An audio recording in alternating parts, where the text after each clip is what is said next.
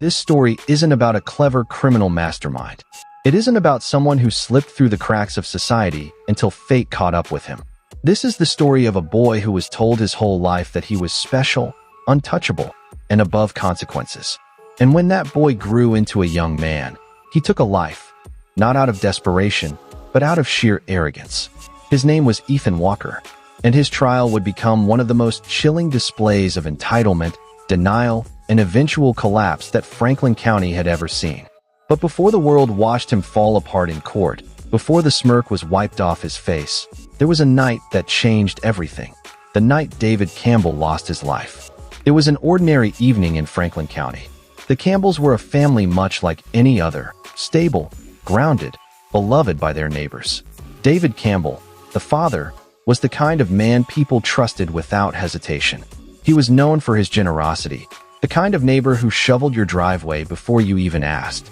He was the type who'd check on an elderly resident if they hadn't been seen in a few days. That night, David's path crossed with Ethan's, and it would be the last night of his life. The details of that encounter are chilling because of their simplicity. There was no elaborate plot, no tragic misunderstanding. Ethan wasn't driven by hunger or poverty. He wasn't desperate. He wasn't even angry. He was curious. What would it feel like to hold another man's fate in his hands? What would it feel like to end a life? When investigators later pieced together the crime, they found no evidence of remorse. No panic, no regret. Ethan had taken David's life as though he were testing the rules of a game. And when the flashing red and blue lights filled the street and officers placed Ethan in handcuffs, he wasn't shaking, he wasn't crying. He was smiling. Police body cam footage later captured it. That smirk. Most suspects in a murder case looked devastated, broken, or at least fearful. But Ethan tilted his head, lips curling as if the entire thing amused him. When asked why he did it, he shrugged.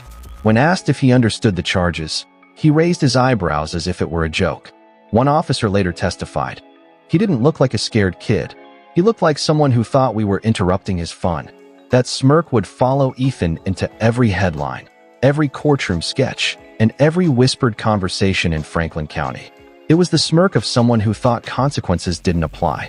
Before the story continues, it's important to pause and remember the victim, because murder trials often risk becoming about the killer, not the killed.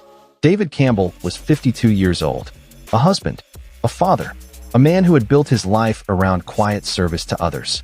He wasn't wealthy, but he was respected. Friends recalled his laughter at summer barbecues, his habit of stopping by the local diner every Sunday, his way of calling everyone buddy,